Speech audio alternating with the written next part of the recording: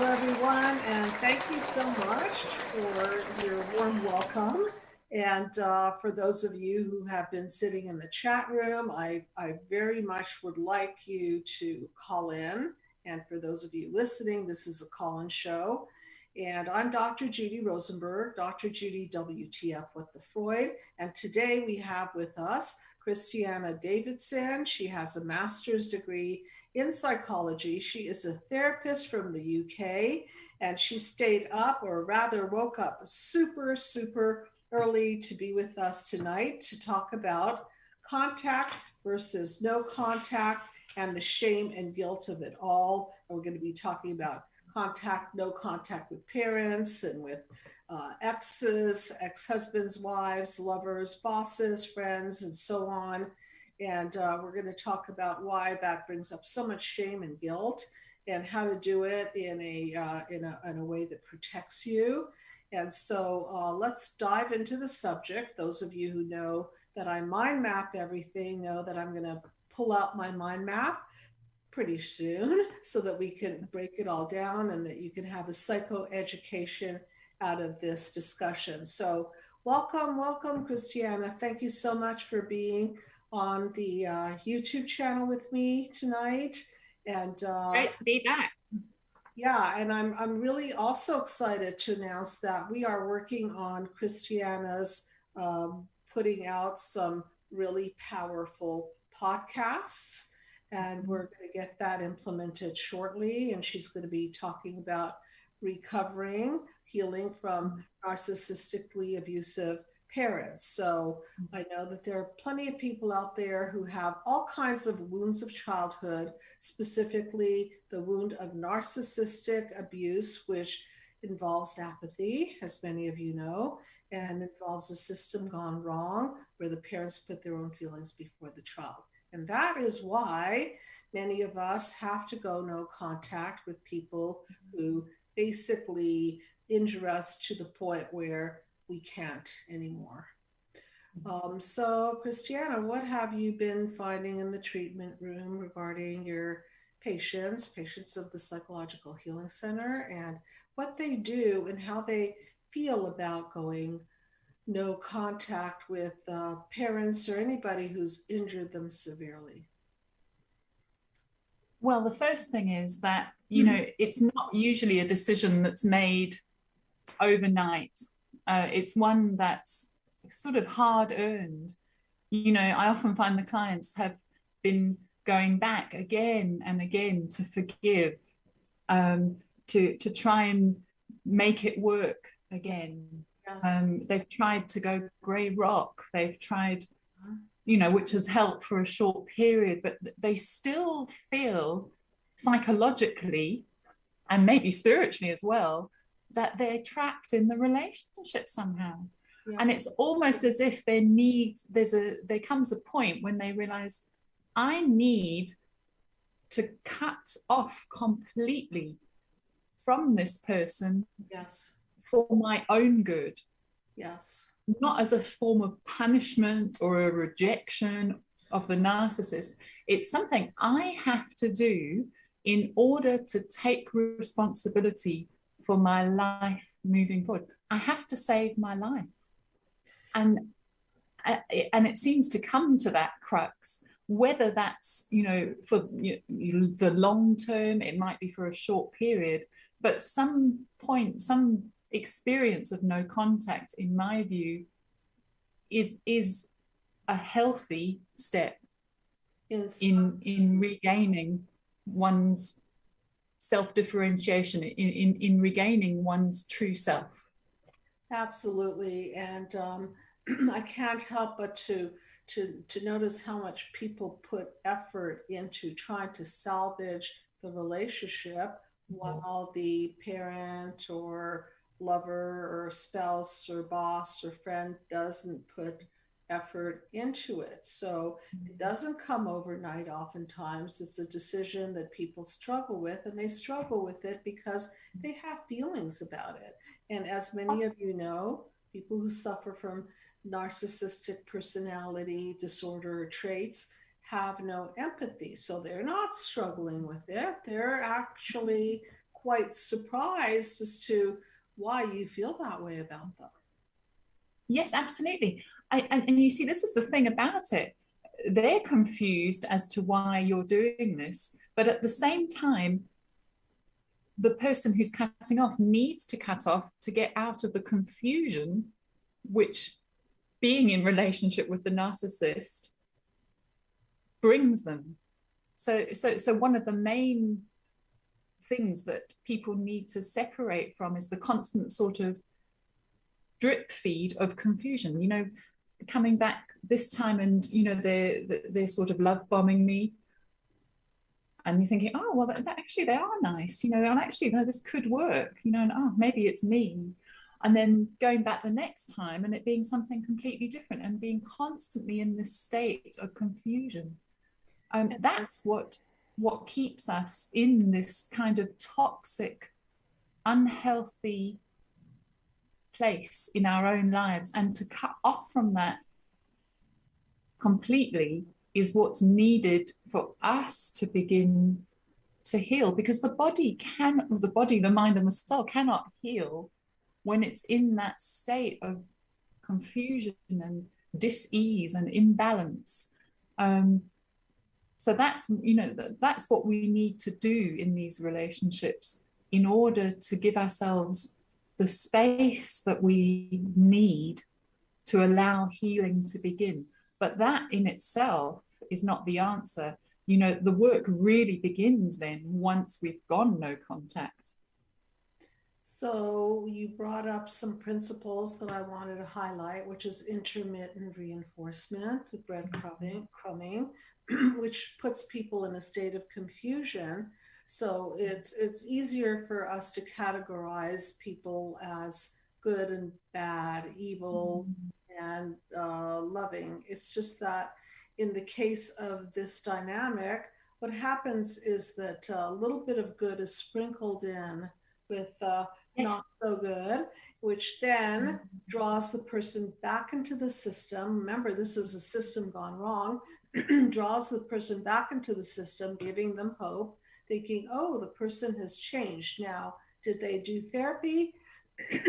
99% not. Did they have a paradigm shift because some sort of a epiphany struck them? Probably not. It's just that they know how to maneuver so that you come back into the fold, so to speak, and then they can control and manipulate further. And you, meaning the person who is empathic and connected on whatever levels, and we could talk about what is this hand in glove fit between the narcissist and the empath and why this happens. We can certainly get into that topic, because it takes two to tango, right? Yes. However, this drawing back in and this feeling of hope, and then to then make a decision such as a no contact decision, leaves the person with guilt and shame, because we don't want to be the bad ones. We don't want to be the disconnected people that does something so injurious to the other. Absolutely. And we know that one of the main sort of things that keeps us in that toxic relationship is that guilt and the shame. And the narcissist knows that too. They're counting. They know that this is going to be, that one of the ways that they can draw you back is to make you feel that guilt that they've always made you feel when you've done something for yourself or when you put yourself first. Now, in the case of a parent, it's a very, very difficult situation, because remember, that is your mother, that is your father, that's your primary caregiver. And then to go back to Dr. Alice Miller's quote, which I think is a very profound quote. And in this concept, she talks about how children would rather be the bad child in a good world rather than the good child in a bad world, meaning that children take the blame. So when they cut off or they they get close to cutting off, they go back into that state of, I'm a bad child. I'm hurting my mother. I'm hurting my father. And this is something untenable because you can't bite the hand that feeds you. And even if they were whoever they were to you and however disconnected and narcissistic they were, they still fed you because you're alive to talk about it. And they still put a roof over your head for the most part, except Yes. exceptional cases. And they still sprinkled the relationship with goodies and parties Yes. and presents and so on, not in all cases, of course. And so it makes it really, really hard because, again, it draws the person back into, I've got to protect my mother, I've got to protect my father.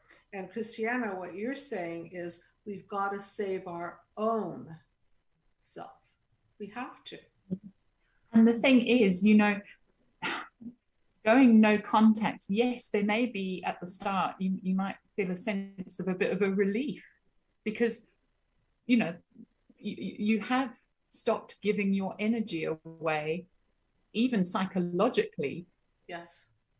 to the narcissist. So you might sort of feel a bit of a relief and a sense of, oh gosh, I've got, what can I use my energy for now? And it can be a really healthy period.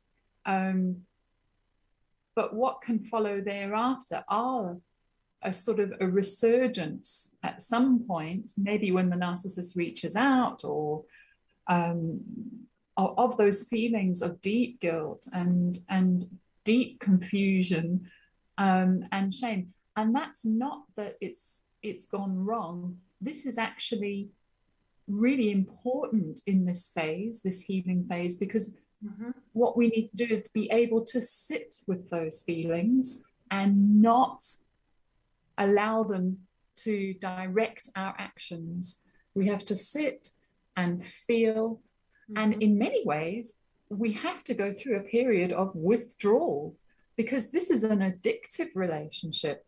So it's not just, about, right, I'm going to cut off so this narcissist can't have my energy anymore. And, I'm bringing it all back to me. Yes, that's part of it. But it's also actually about saying, right, I need to step up here.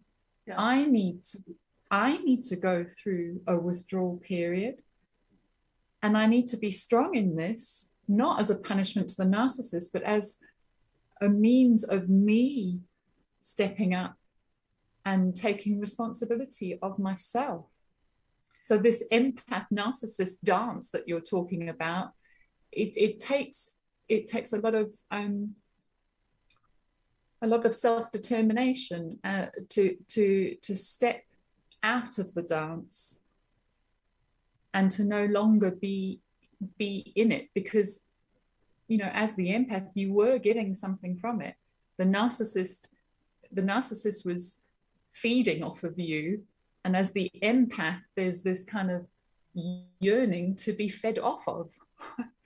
And we've got to step out of that and feel those feelings. So it's not an easy pathway, certainly, and it's not something that I automatically recommend.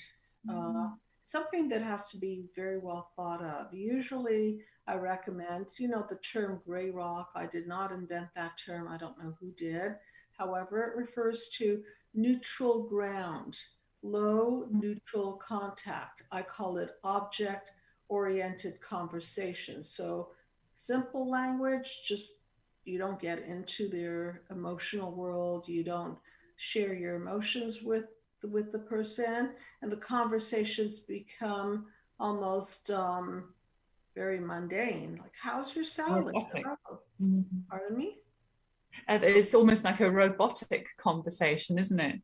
Yeah, it's devoid of emotions. Oh, how was your salad? Oh, happy New Year, happy Mother's Day, whatever. But even so, that may still be too much for some people. And I and you respect that it's not up to us, even as a therapist, psychologist, to make that judgment call. You know that when you've been vampire too far, you know that if the person is such a trigger for you that it consumes your energy, then it's time. It's time to choose you.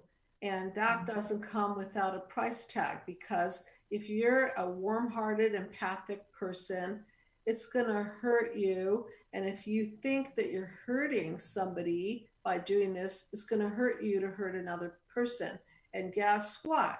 When you have no empathy, you don't hurt when you're hurting another person. It doesn't hurt you. Oh, I stepped You on your don't even foot. think.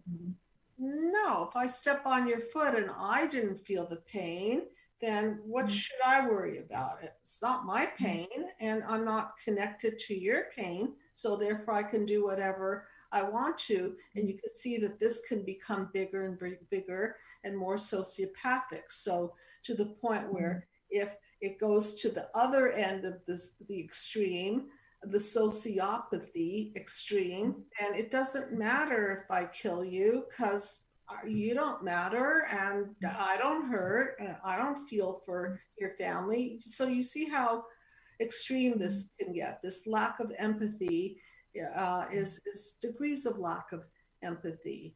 I talk about in my book, Be the Cause Healing Human Disconnect, which I would love everyone to have a copy of, because there are so many concepts in the book that I'd like you to understand so that you can be the cause of a better outcome for your own life. And it's free. The PDF is free. You can download it, and you can also order it off of Amazon. But the point is to learn to think like a shrink, okay? A little bit corny in the way I say it, but I mean it. Do you really want to be in therapy for the rest of your life? I don't think so. Do you really want to do just talk endless therapy where you don't learn? I hope not. So this is a pathway of healing where you learn, you think like a shrink, you connect the dots, and through doing so, you heal and prevent these patterns from manifesting in other areas of your life. And I just want to break it down a la mind map, which I always do. So if you'd be so kind to put that up, and I'll explain. Many of you already know my mind map. And so basically, we're looking at 9 panels, and the top 3 panels represent the encodings of the past and how we're blueprinted, and the lies and misperceptions and misconceptions and cracklings of perceptions that basically warp our view of our sense of self and the world. The next 3 panels I call the decoding, which is the crazy of the here and now. And this decoding process is a process of unraveling all of these horrible codings that don't work and don't allow you to grow, and break down the aspects of panels 1, 2, and 3 so that we can we can dismantle that structure, that faulty structure, and break through. And then the last 3 panels are the panels of healing. So in panel 7, 8, 9, which people don't get to very often at all unless they do a pathway of healing, it represents a paradigm shift out of the mess, and then a recoding into health, and then a rebalancing and a unity with self and others. So encode, decode, recode, past, present, and future. And so when we've been injured at the causal level, we'll talk about the narcissistic injury, lack of empathy. The parents either use, control, manipulate, gaslight.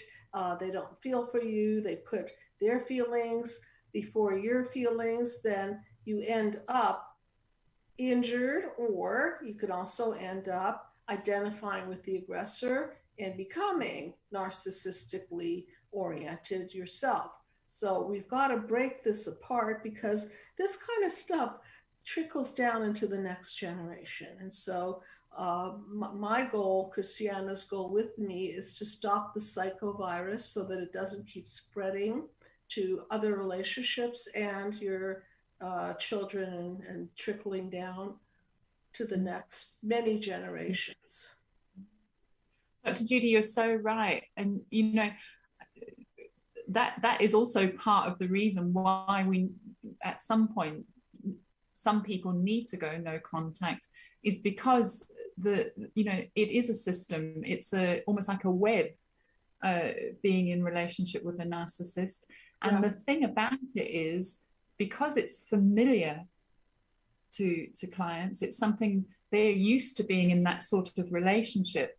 Often going no contact means the main narcissist has been separated from, but then what needs to happen is the person starts to realize, oh my goodness, I've created or attracted other narcissists in my life, right, who are also in my inner circle sometimes, right, and and it's this is the work of continued separating from the narcissist, and this requires a lot of courage and a lot of taking responsibility of one's life too. Is about, okay, right, who am I going to allow into my inner circle, and who else do I need to separate from now? Because in order to heal, I need to make sure that I'm surrounding myself with healing people who are there for my upliftment, who I can feel myself with, who don't drain me of my energy, because we can't heal otherwise. So you're talking about, I'll just mind map what you said a little bit. You're talking about panel 5, developing a healthy ism and having healthy boundaries so that you're not shutting people out nor letting people in too quickly.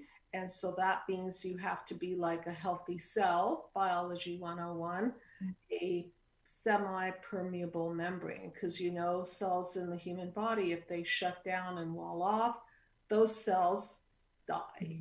If the cells are too open and they don't have any boundaries, then the cell gets flooded and it dies. So we have to be that semi-permeable one where we vet people and we understand the vampiring effect versus the synergistic effect, which is panel 7. If you look at panel number 7 and you see the light in the center of panel 7, you could see that it's a result of two healthy individuals who have separated and individuated. They come together and they form a third entity, which I call the 1 + 1 is greater than 2 phenomenon. And that certainly is the kind of relationship that I want people to have their mind wrapped around, because the other one is just sort of neutral. 1 + 1 is 2. That's nice, not too harmful. 1 + 1 is minus even yourself. That's a bad one. Okay, that means that person has gotten under your skin, has drained your energy, and that's why it's so important with those kinds of people, when they insist on coming back and love bombing you and convincing you that they've changed. That's where you have to draw the line. Yes. I just was seeing a question. Was there a question, Tony? I can't really read it, but please. Sure. Yeah, there was a question from the chat room, and it says, Dr. Judy, can you discuss flying monkeys attacking the no contact approach as cruel and selfish?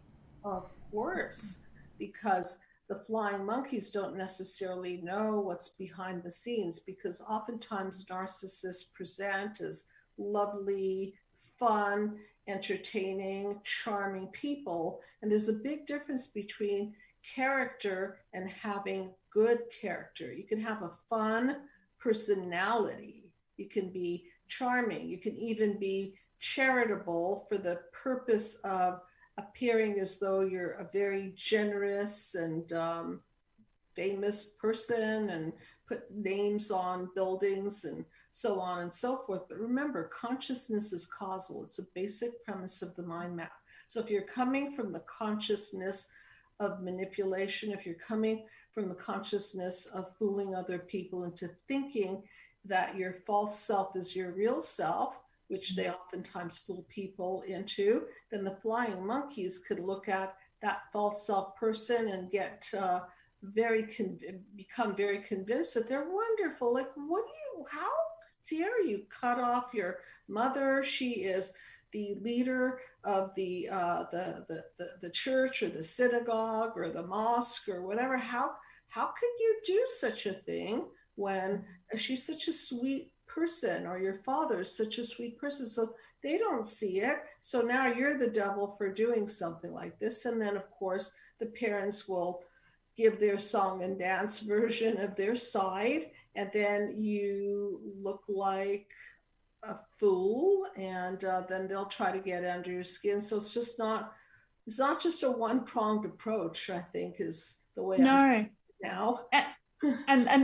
And like you say, Dr. Judy, this is, when one person in the system goes no, stands up and says no more, I'm not going to play my part in maintaining this system. Yes. The ripple effect is big.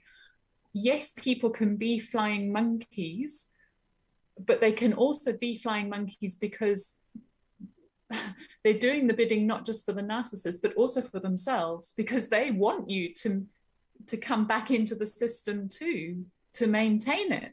Yeah. So yes, and I just want to put an and on that. And oftentimes their bread is buttered by the narcissist. So let's say it's a sister or brother, and the parents are saying that if you don't take my side, I'm going to cut you off from the inheritance. Or maybe they don't say it, but certainly imply it. And so there are radical consequences, because remember, the consciousness is power and control. So if you don't follow their rules, if they say to you implicitly or explicitly that you're out unless you support us, then you've got to make that choice. And I did a show, and there's a blog on my website called The ABCs of Resentment, and they set it up that way. They set up sibling rivalry. They set up that if you're friends with the daughter that cut you off, okay, if you're friends with those people, then you're going to be punished for it. So there's no room for people to have alliances other than the alliance to the narcissist. Really, and that again, it can actually be more difficult when you have a flying monkey come to you and put you in that state of confusion that makes you vulnerable to going back to the narcissist.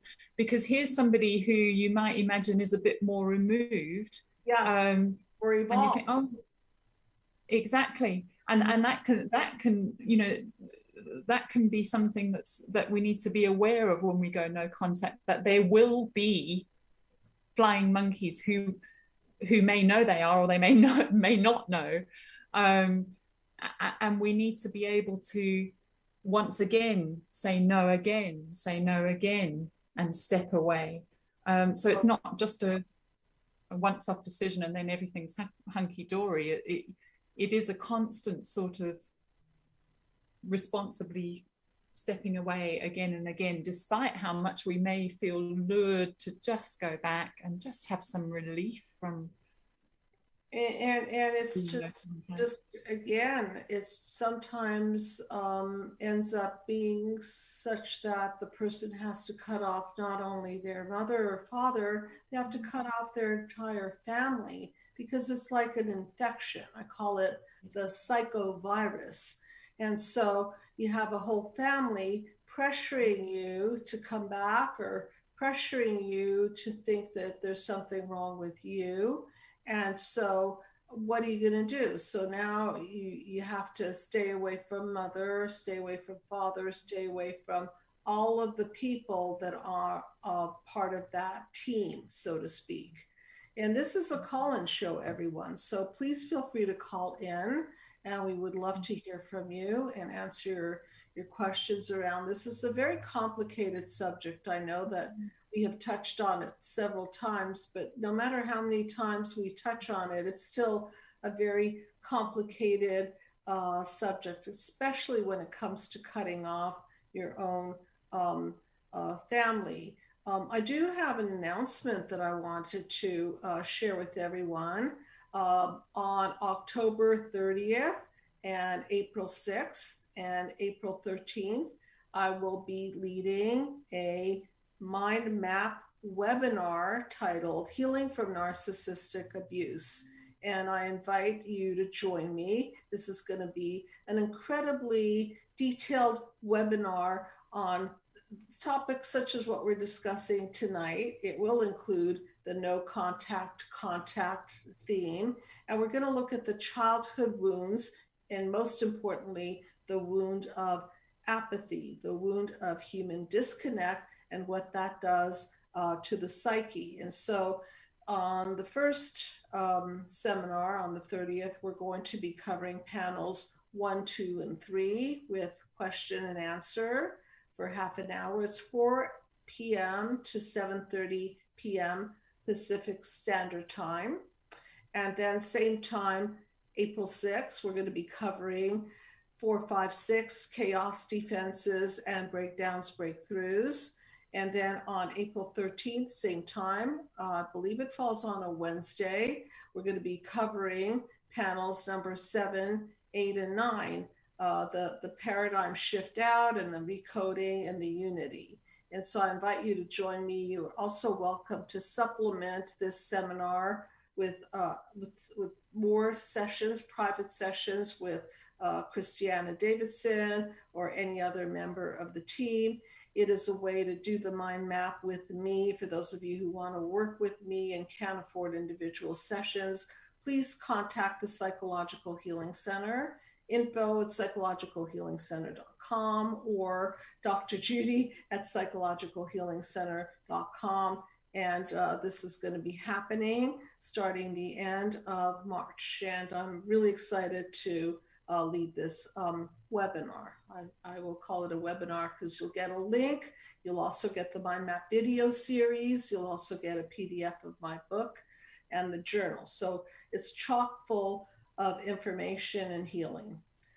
Okay, so back to our topic, and I'd love to hear from you. Please do call in. We are interruptible, and we will continue to cover this topic. Let's cover the topic of if you have to go no contact with a spouse. How's that different than going no contact from your parents? It is slightly different. There's a lot of similarities, but I guess you see, with a parent, what's being triggered very deeply, as we often talk about here, is John Bowlby and the attachment wounds. Yes, that's what we're actually triggering. Is we're actually the cause of re-experiencing the attachment disconnect, and we're choosing to do that in order to detach, which is what we've always tried not to do. We've tried to reconnect, reattach, try to mend that disconnect. So what we do when we go no contact, we say, we know that we can't mend that wound in that person, and we step away. But the purpose of doing that ultimately is to bring about a greater or an acceptance, a deep acceptance of that within, that we can never get that wound healed there. We can never find that satisfaction or that connection that we're wanting in them. And that's really, I was thinking, it's like a process of mourning that we allow ourselves to go in. You kind of, in the first case, you're detaching from the toxic bond of the primary. Going back to John Bowlby, attachment theory, what they should have given you are all those elements of healthy attachment: eye contact, skin contact, breastfeeding, stay-at-home parenting, father, mother, interconnected team where there's a trickle down where the father supports the mother, or we have two parents, a primary and secondary. There's a call coming in, so I'll continue on with that thought. And hi, welcome to the show. This is call still. Hello, my name. Hi, how are you? Thank Yes. you so much for calling in. And what is your name? And you can use a fake name if you like, so we can call you by name. My name is Kanika. Karika? Yes. Nice to meet you. And so, yes, how do you relate to the topic? And please feel free to ask me or Christiana a question related to how this is impacting you. Okay. So maybe 3 years ago, I got into a relationship with a gentleman I had gone to school with. Mm-hmm. And I didn't know much about his life as an adult. And so let me just pause and tell people, if you reconnect, because there's a lot going on with social media, if you reconnect with someone from middle school, high school, life has happened to us all and we're not the same person. Mm-hmm. Come to find out, I didn't know what narcissism was at all. Mm-hmm. So I had no clue, but I knew that there was something really strange about the relationship and the silent treatment. And, you know, because I'm 47, so this happened maybe when I was 41. So I'm like, okay, we're kind of old to be doing this back and forth kind of kiddie stuff. Uh-huh. So fast forward 2 years later, I didn't know that he had kind of put out into the universe, like narcissists do. They already laid the groundwork for their smear campaign. So things had gotten really ugly. And this person that I thought worked with kids and was just this all-around great guy, didn't have a lot of children, owned a home. Come to find out, he was like, hadn't paid rent in 15 months on this home in an affluent neighborhood. He was what? I'm sorry? I didn't catch that. He was what? Oh, he had not paid his rent in like 15 months. Oh. I knew that he was a crook when someone posted the federal indictment and his name was on it on Facebook. Hi. That's when I found out. Yeah. It wasn't so bad for me because I had already removed myself from the relationship. But as I started going on with my life and doing more research about narcissistic abuse and really discovering what it was, and they all pretty much operate the same, as if there's a handbook going around. They do the same stuff. They say the same stuff. Mm-hmm. I realized that my marriage. I'm sorry? Yeah. No, you're right. The patterns are very recognizable. Yes. Right. And so fast forward to now, I'm realizing that my ex-husband, who I was with before that relationship I just spoke of, he too is a narcissist, but there's something very different about him. I have a 17-year-old daughter with this man. He is extremely toxic. I was diagnosed with breast cancer in 2019, and he told my daughter, like, he's still reeling from the fact that I divorced him, which is something that happened almost 10 years ago. He despises me, and I almost feel bad about the no contact because we do have a child in common. But it puts me in the middle because I would love for her parents to get along because she was diagnosed with bipolar disorder. Mm-hmm. So her dad being abruptly removed from the home, my two older girls, they have the same father. They left the family home around the same time that he and I divorced. So there were a lot of changes going on at one time in her life. And I think all of that was the trigger. And it really bothers me as a mom because I know she's struggling, you know, with just being a young adult, being 17 and, you know, being teased. And she's different. She doesn't look different. She's a beautiful girl. Okay, I just want to I just want to start addressing some of this because this complicates matters, right, Christiana? When there's a mother and a father and children involved, and And you're saying that you had to go no contact with your ex, correct? Is that correct? Well, I have already done that, and it like I said, it puts me in a bad situation because after I recovered and went through radiation, chemo surgery for breast cancer at the age of 45, he told me, he said it jokingly, and he said it where my daughter could hear him. He said, the reason you got breast cancer is because you don't have a man sucking on your fill in the blank. Oh, and I told him that day. And I told, like, he's malicious. He's more malicious than any other. I think my dad's a narcissist too.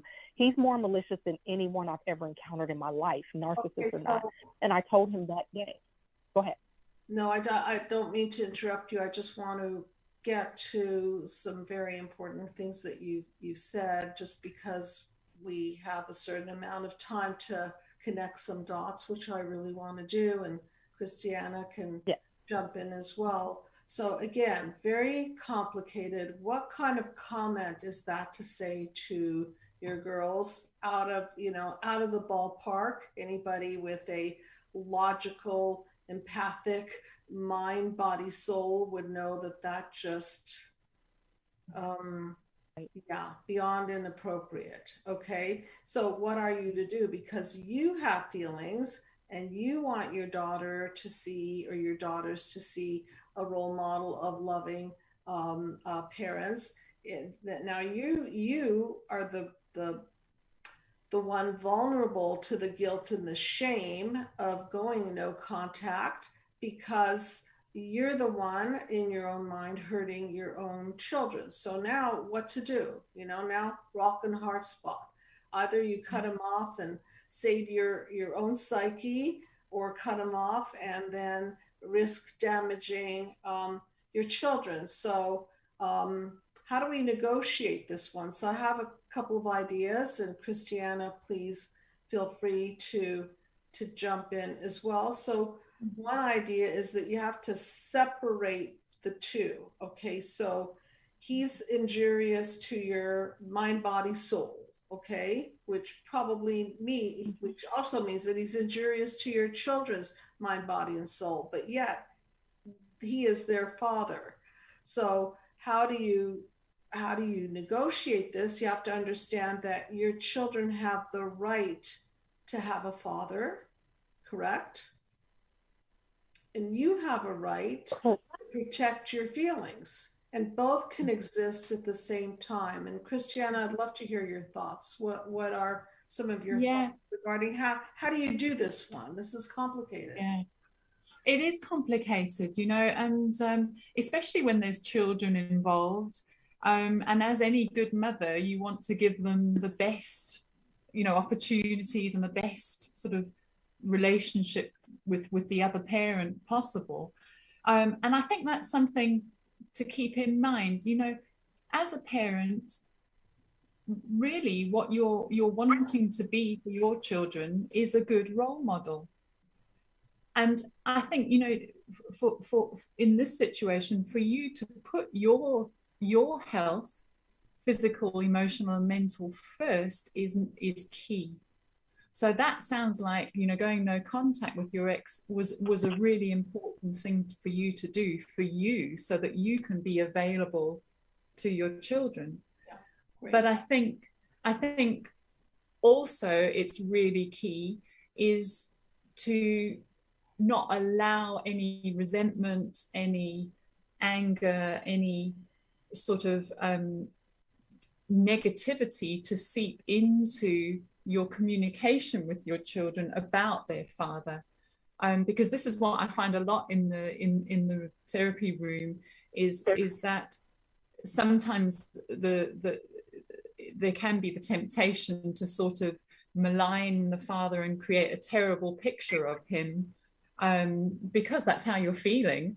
But it's important almost as the parent to respect the right of your child to develop their own relationship, their own image or impression of their father, without sort of imposing yours on them. That would be the only. And children know, I'm sure your children know that what their father said is most inappropriate. So somewhere in their mind, they're thinking, I don't know about that, or at least we hope that they're thinking, I don't know about that comment. And so if they ask about it, a comment, I think it's appropriate for you to be an enlightened witness so that they don't start losing their mind. And so if they say, Mom, wasn't that really ugly of Dad to say it? You don't have to say, oh, no, I don't want to, go against Daddy's words. You could say, what do you think? Was that ugly? Yeah, that was ugly. Yeah, I think so too. And that's how we bolster our children's mental health. We don't have to fake it till we make it. We don't have to fake that these horrible words that come out of people's mouths are okay. It's okay to say that's not okay, because that's how we learn that it's not okay.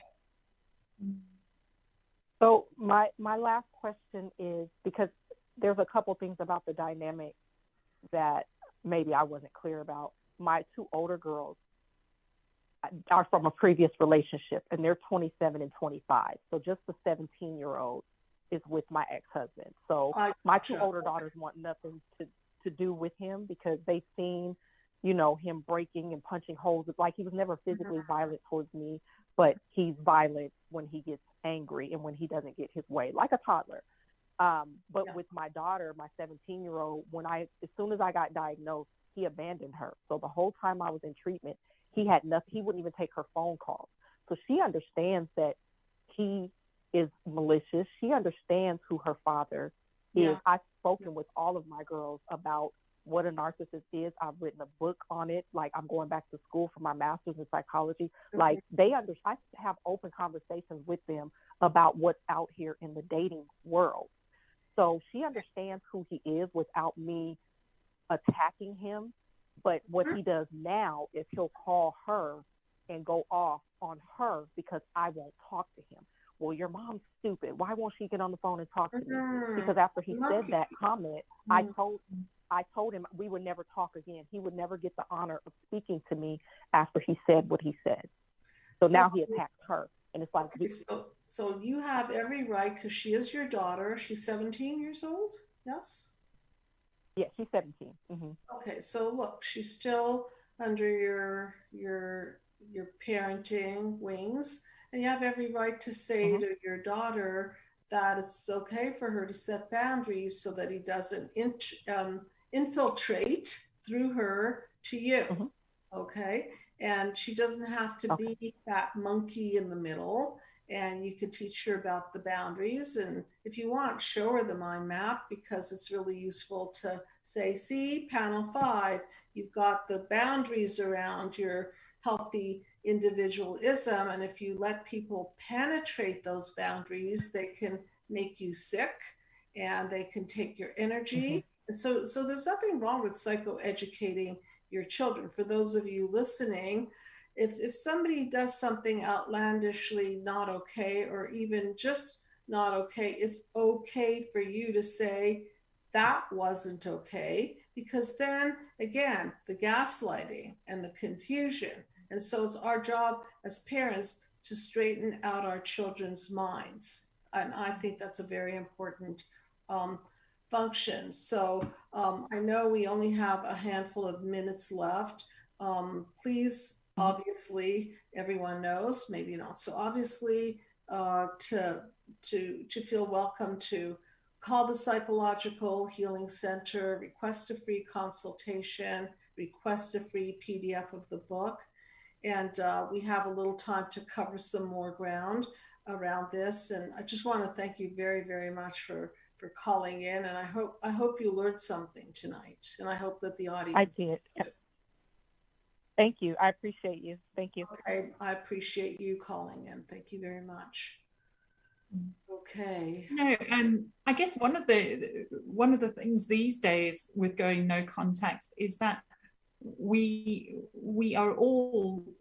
have so many opportunities for contacting people these days, whether it be you know, on the internet, through whatever, WhatsApp, or, you know, all these different means of being in contact. That going no contact is not just about saying, right, I'm never going to see this person again. It's actually, when you think about it, there's quite a few sort of steps that may need to be taken to block off the whole contact. And that in itself can be hard to do, you know, cutting somebody out of Facebook, or, you know, blocking them on their right messenger. And, you know, there are all these tentacles, the ways in. Okay, Yes. so Facebook and using another phone, and I can't tell you how many of my patients will say, well, I blocked him, but then he dialed up my number from another phone, and I picked up, and then there he was, and maybe the person got triggered and pulled into the conversation. And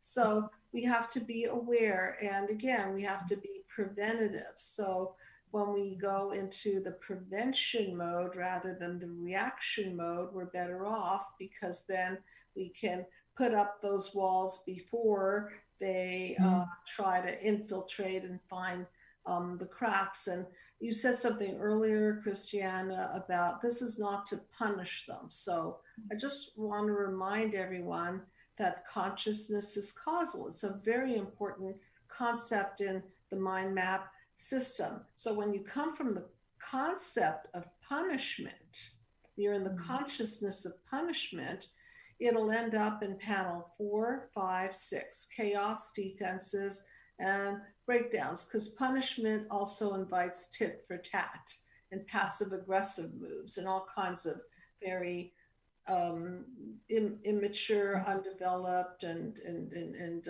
unconscious maneuvers. Now, the other consciousness is the consciousness of self-preservation.